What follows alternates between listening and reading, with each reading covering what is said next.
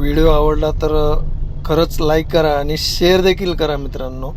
आणि हा व्हिडिओ किती चांगला बनवू शकला असतो अजून आणि कसा बनवू शकला असता तर त्याच्याबद्दल देखील कमेंट करा. मी तर म्हणतोय की आता मी जिथं थांबलो ना तिथं एक झेब्रा क्रॉसिंग असायला पाहिजे होती.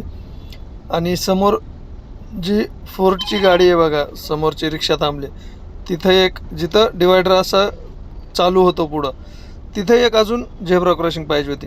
जर त्या झेब्रा क्रॉसिंगच्या जवळ जर गाडी असेल, त्या झेब्रा क्रॉसिंगवर अर्धी असेल, तर पाठीमागं माझ्यासारखी गाडी पाठीमागच्या झेब्रा क्रॉसिंगच्या मागेच थांबली पाहिजे. असा एक काहीतरी नियम करायला पाहिजे ना. अशा प्रकारचं डिझाईन रोडचं केलं पाहिजे, जेणेकरून वाहतूक कोंडी होणार नाही आहे.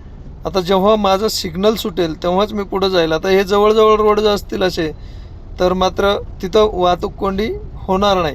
आता पाहिलं असेल, मी थांबलो म्हणून माझ्या डाव्या बाजूला अजून एक दादा येऊन थांबलेत. मी जर नसतो थांबलो तर तेही नसते थांबले, ते देखील पुढे गेले असते आणि एकही गाडी या साईडहून त्या साईडला पास नसती झाली. तर कशा प्रकारे हे अजून चांगल्या प्रकारे करू शकतो आपण, तर त्याबद्दल एक कमेंट करा. आणि मित्रांनो, व्हिडिओ शेअर करा आणि चॅनल जर सबस्क्राईब नसेल केलं तर प्लीज सबस्क्राईब करा.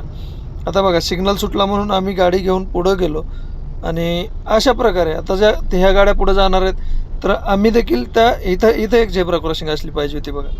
ह्या झेब्रा क्रॉसिंगच्या पुढं गाड्या जायला सुरुवात झाली की आम्ही देखील पुढं गाडी घेऊन जाणार. असं जर समजा दर चौकामध्ये, दर ठिकाणी जर अशा प्रकारे शिस्त लोकांना लावली आणि जर असं प्रशिक्षण जर दिलं लोकांना तर वाहतूक कोंडी होईल का